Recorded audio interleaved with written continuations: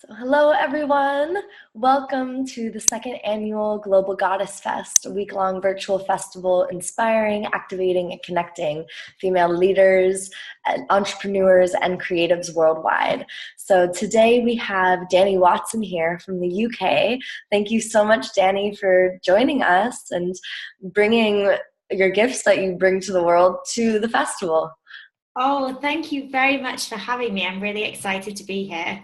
Yeah, and so I'll just give a little introduction for everyone that's tuning in. So Dani Watson is the founder and the CEO of The Click, a company that certifies new coaches, healers, and spiritual teachers while helping them grow their business online. So many of you that are watching are probably going to be interested, like what does this online business thing look like, especially for someone that is taking more of a spiritual path in their leadership.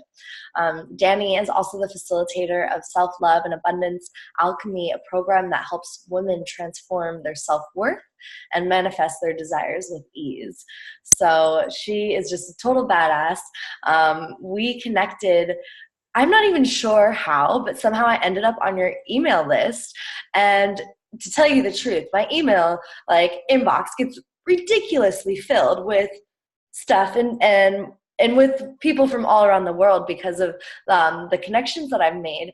And I always, if there's someone that I don't know, I'm like, okay, let me click on this, let me see it. Usually I'll scroll through and then delete, okay, unsubscribe. and, and I was just like, like something's pulling me. Like this is really interesting. I like the branding, the messaging that Dani is sharing. And so she has just kind of been a little bit in my radar. And then as I was gathering the women for the next Global Goddess Fest, I was like, you know what? Let's reach out to that like random Dani girl. Like I think this is going to be cool. I want to hear more about her message. So I'm glad you did. so that's how this got worked out, and it's just such a blessing to be able to host a platform where I, in a selfish reason, get to also connect with other women that are doing similar things around the world for collaboration purposes and for, even travel. Before we started recording this, we were talking about Dani, coming out and doing a vacation in California. And so I would love for anyone that's watching to really see the potential and the examples that we can provide for what is possible, how you can connect with women that maybe aren't even like in your hometown or maybe aren't even in your country. And wow, what kind of possibilities could open up. There's so many other friendships, coaches, partnerships, collaborations that are possible when you really open up your perspective. And so I think that like really ties into what we are going to be talking about today, which is like spirit and getting inspired. And you lead women to step into their self-worth. So what would you say is, like, looking at the theme of collaboration, what would you say has been one of your favorite qualities of having an online business? And then maybe what is something that's been difficult in terms of collaborating from an online perspective? Yeah. And I think you've sort of hit the nail on the head that the amazing thing about this industry, and what actually I didn't appreciate was going to happen when I came into this, is the different connections that you build. I mean, I'd come from a corporate background, so I wasn't surrounded by any kind of entrepreneur. If I was to start talking about the law of attraction with the people in my office, they probably would have been like, what is this girl smoking? So just to find people that are on like the same wavelength as you is absolutely incredible.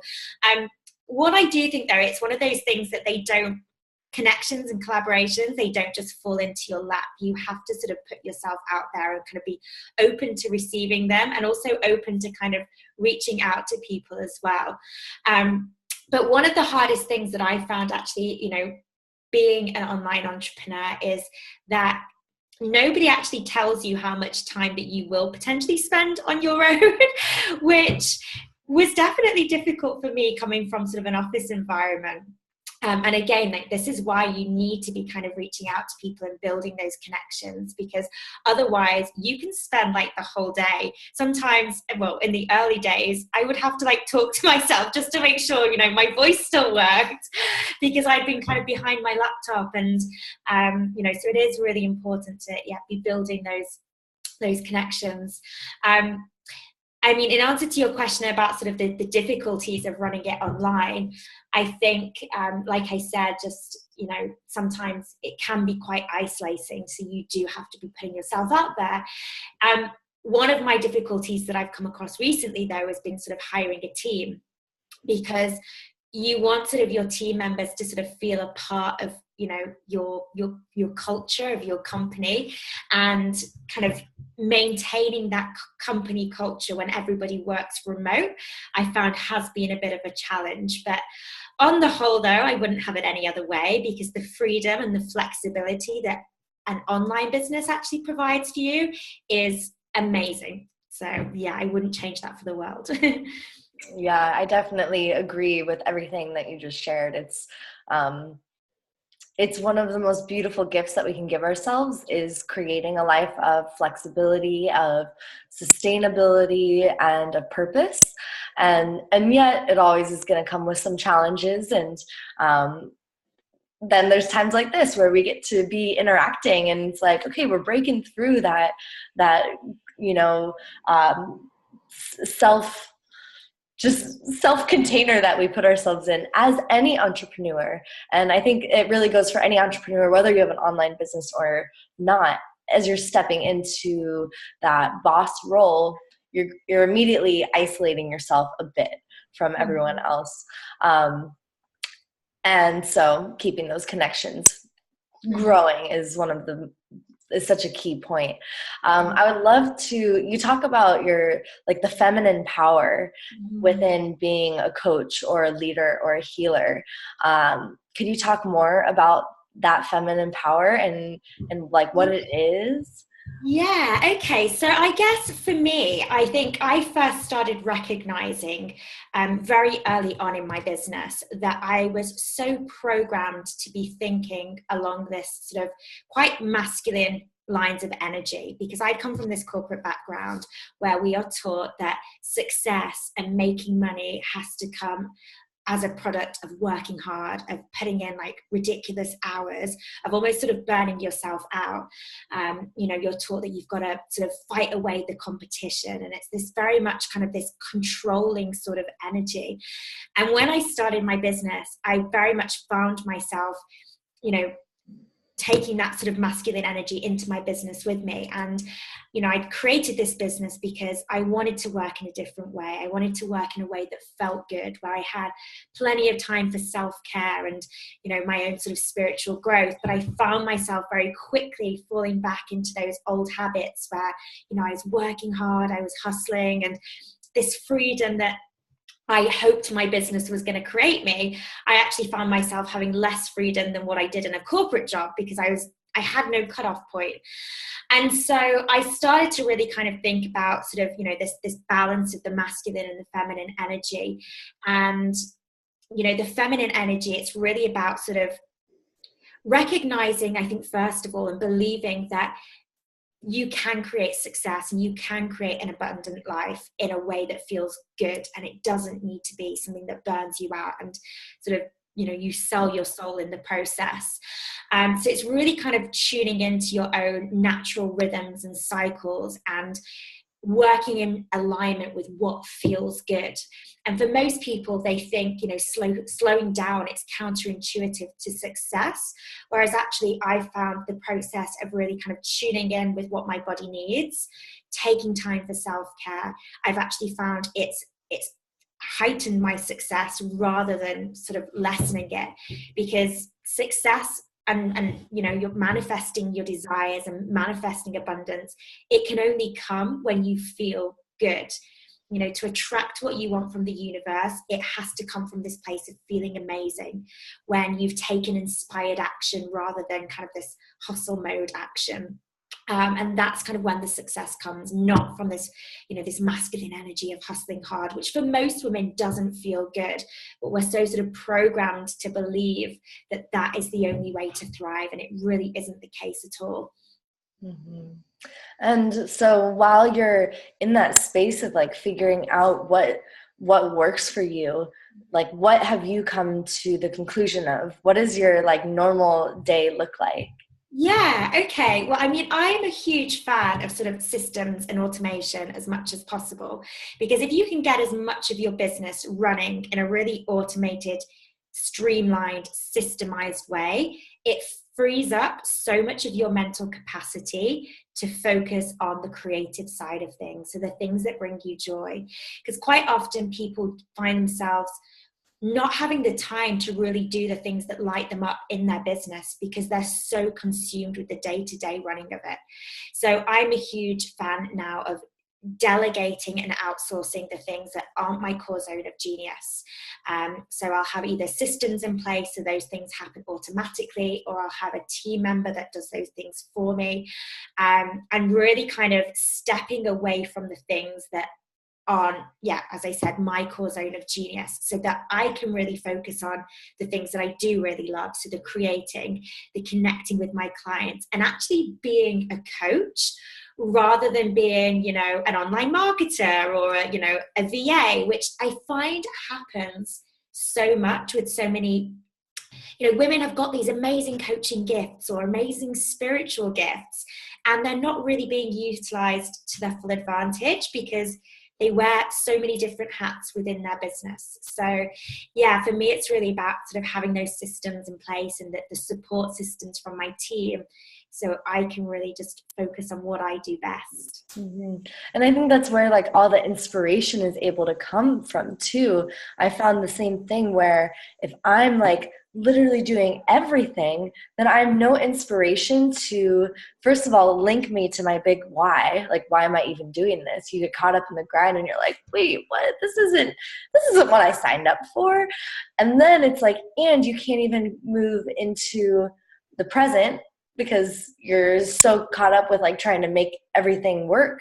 And then you can't even go into the future of like dreaming, okay, what else is possible? What else is next? Because you're just so caught up in it. Yeah. So I love that. And I think, automation, like utilize the tools of technology that we have today. So that way you can free yourself up.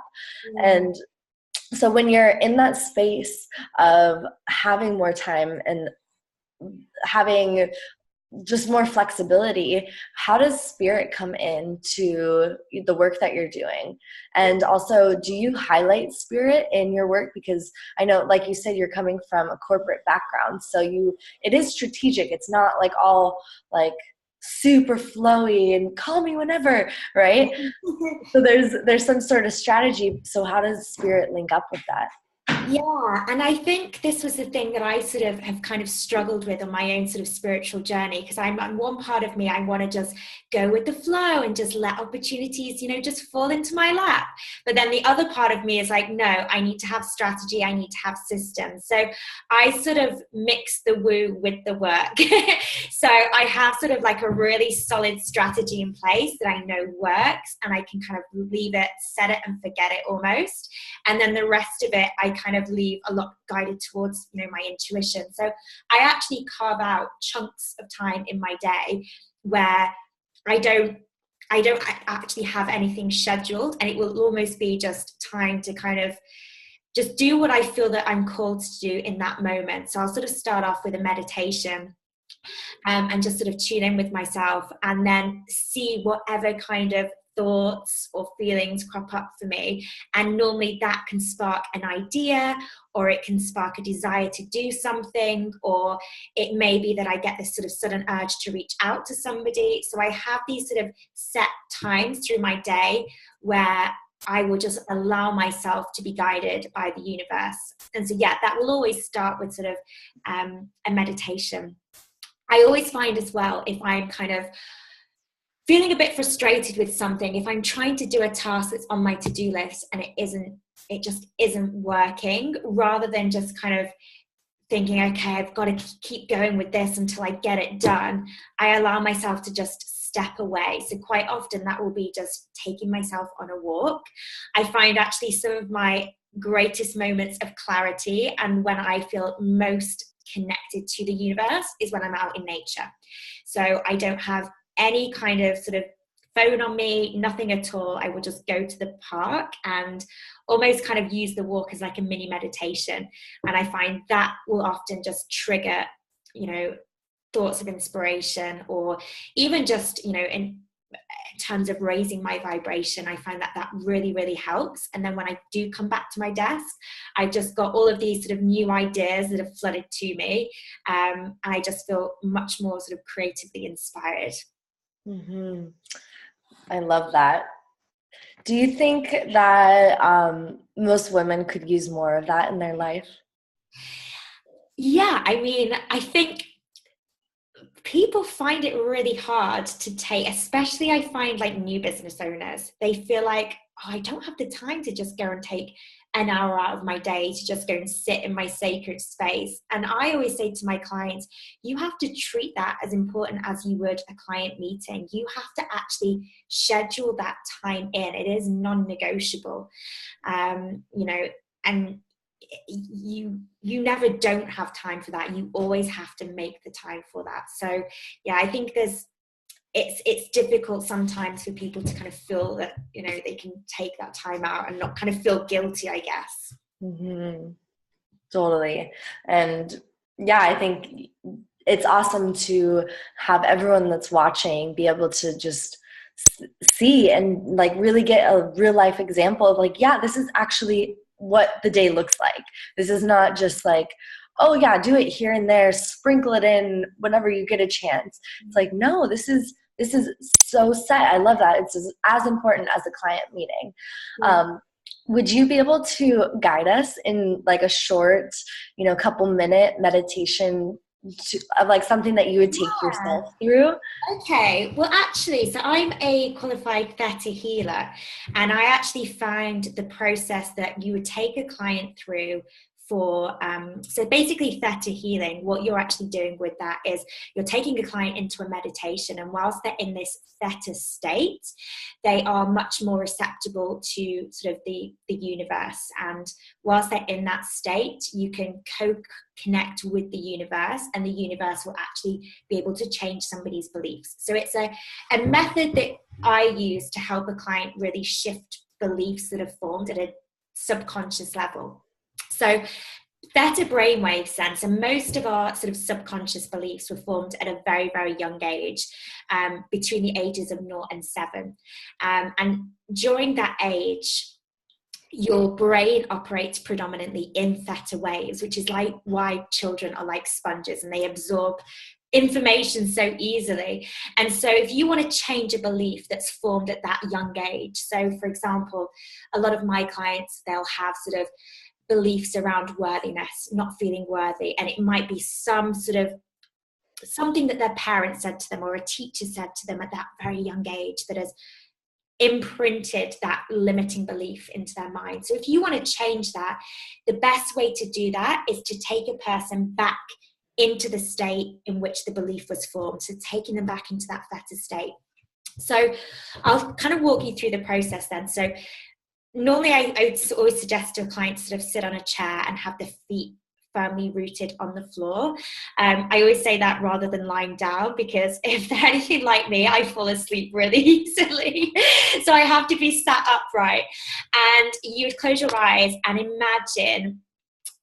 you want to imagine a ball of white light coming from the center of the earth, and it's coming up through the earth, and then it comes into the sole of your feet. And this ball of bright white light, it travels up through your legs, so through your knees, through your thighs, and then it gradually comes up through your body, so through your torso, through your chest, through your heart center, through your throat chakra, up to the crown of your head. And so now, imagining this ball of white light sort of above your head, you want to send that bright white light up, high up above your head.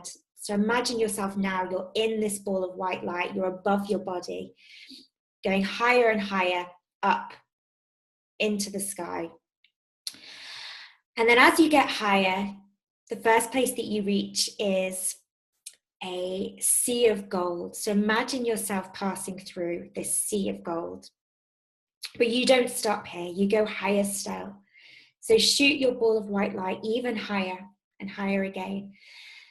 And the next stage you reach is a iridescent jelly-like substance, multi-different colors. So imagine yourself absorbed in this iridescent jelly and you're floating through it.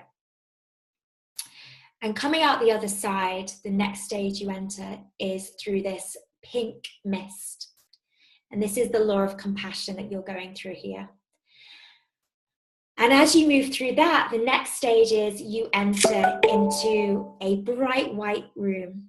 So you're walking through the door and you're entering into this bright white room. And this is where you're connected with the universe. So I normally, when I'm doing this with a client, I do it a little bit slower. But the idea is that you're kind of taking them up through these sort of different stages. So you're taking them up through sort of the center of the earth. You know, the white light is passing through them. And it's them connecting with the universe and also sort of seeing that their thoughts and their emotions, there's something else above that. It's their higher self that's above that. So it's almost sort of them looking down on their higher self. So that's sort of a meditation technique used in theta healing, but I actually like to use it just as my normal kind of meditation technique because I find it really, really, it's just a great way to feel like really connected to the universe. And it helps you bring yourself out of your own thoughts in your own mind and kind of see that, yes, you've got your thoughts, you've got your body, you've got your emotions, but there's something higher there. You know, your higher self. So yeah. I love that. Thank you. So probably would suggest anyone that's watching, if you want to go back and take yourself through that meditation and kind of take some time and maybe notice what's in that higher self, that white room, and do some journaling or. Yeah, and actually when you first start doing it, I mean, you can probably find there's probably videos on YouTube that take you through sort of that theta healing process. But when you first start doing it, it takes you, I found that it used to take me quite a while to feel like I was connected to source. But once you've started doing it and it's a part of, you know, a daily routine, you'll find that you'll be able to connect to source very, very quickly and enter into that theta state very, very quickly. You can use something like binaural beats or theta music. Again, like YouTube has got so many free videos you can listen to, which helps kind of create that sort of theta brainwave state as well. Mm-hmm. Awesome. Thank you so much for sharing. Nice. Everyone got a little gift there. And also, speaking of free gifts, Dani is going to be giving a free masterclass to anyone that is interested in joining that teaches you how to become a full-time coach, healer, or spiritual teacher within the next 6 months. So that link is going to be below this video, so you can click on it and grab it there. And then anyone that's interested in purchasing the full festival, you'll also get her second gift, which is a free coaching clarity session with one of their breakthrough coaches. So definitely take this opportunity to see what else Dani has to offer, what the Click has to offer, because like you just experienced and got to see a little glimpse of, you know, she's really utilizing some of these new ways of being, stepping into this feminine way of running business, and is doing it in a very successful way. So hopefully that is inspiring all of you that are watching. If you're thinking about, okay, what's my next move here? You know, go for it. Take the time for yourself. Give yourself that space. Get into nature. Sit down and meditate. Get connected with spirit and see what comes through. So, Dani, any last words for the viewers here? Oh, God. Put me on the spot. This is why I probably should have like some sort of inspirational quote to hand. I think probably the thing that has been the most important for me on my journey has been mastering the art of surrendering and letting go. because getting what we want and manifesting our desires within life and within our business, we have to be intentional about what we want, ask the universe for it. We need to raise our vibration and take inspired action, but then you just have to let go, and you have to have constant faith and trust that everything is working out for you, and believe in divine timing. Know that you are going to get exactly what you want at exactly the moment that you're supposed to receive it. So yeah, just allowing yourself to put your entire faith in the universe. Once you've asked, once you start taking that inspired action, just then hand things over to the universe. And often when you do that, you will be amazed at what is delivered into your lap. So true. Woo, I love it. So on that note, thank you everyone that came and watched today's episode on the Global Goddess Fest. And Dani, thank you so much for joining, for sharing your gifts, for sharing a little snippet of your view on how to create an epic life. And I'll see you all soon. Thank you so much for having me.